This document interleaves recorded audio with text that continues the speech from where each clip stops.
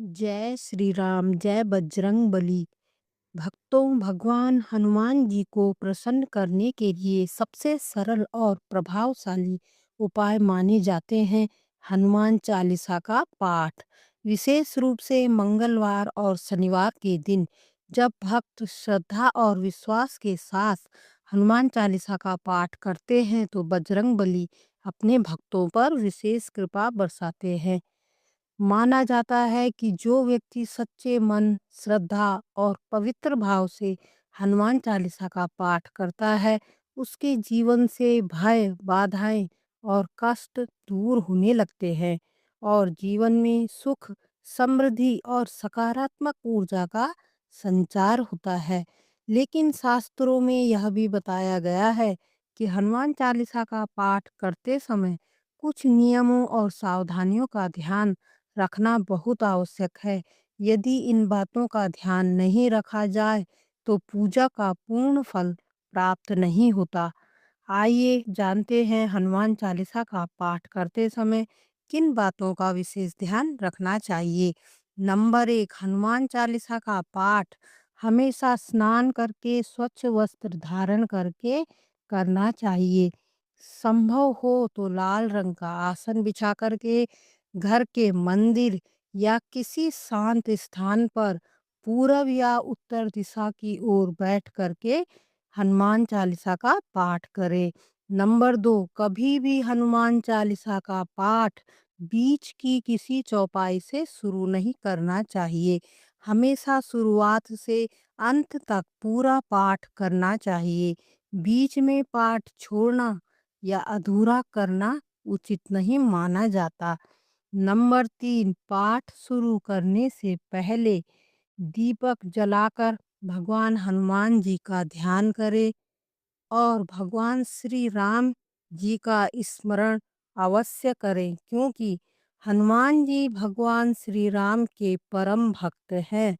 Number 4, Hanuman Chalisa का पाठ करने वाले व्यक्ति को तामसिक भोजन, मांस, मदिरा और नशे जैसी चीजों से दूर रहना चाहिए। पवित्रता और संयम हनुमान जी को अत्यंत प्रिय है। नंबर 5, पाठ करने वाले व्यक्ति को किसी से व्यर्थ का झगड़ा या विवाद नहीं करना चाहिए। किसी गरीब, कमजोर या असहाय व्यक्ति को सताना भी बहुत बड़ा दोष माना जाता है। बल्कि जितना संभव हो गरीबों और जरूरतमंदों की सहायता करनी चाहिए। नंबर 6, विवाहित व्यक्ति को अपने जीवन साथी के प्रति पूर्ण निष्ठा रखनी चाहिए।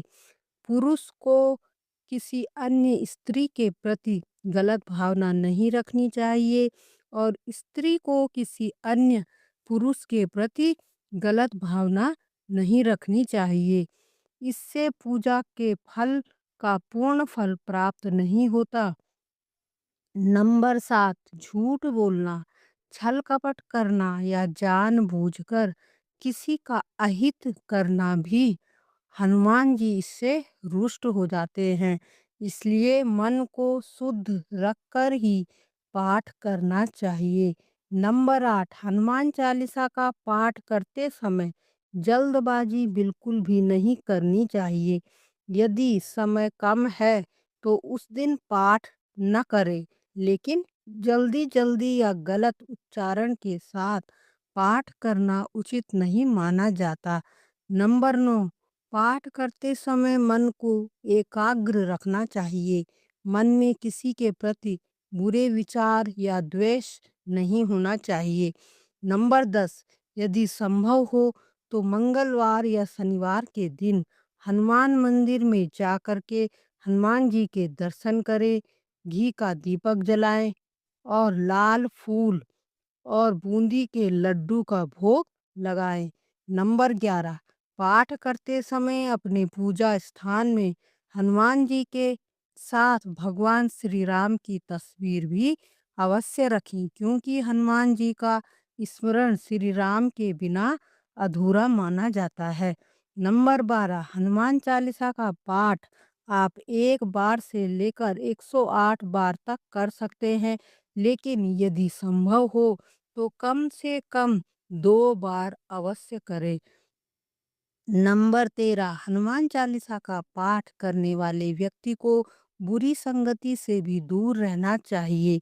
गलत लोगों की संगति धीरे धीरे मनुष्य को भी गलत रास्ते पर ले जाती है। नंबर 14, मंगलवार और शनिवार के दिन यदि आप 5, 7 या 11 बार हनुमान चालीसा का पाठ करते हैं तो यह अत्यंत शुभ माना जाता है। और अगर यही पाठ आप मंदिर में जाकर के, हनुमान जी के मंदिर में जाकर के करते हैं तो इसका सर्वश्रेष्ठ फल आपको प्राप्त होता है।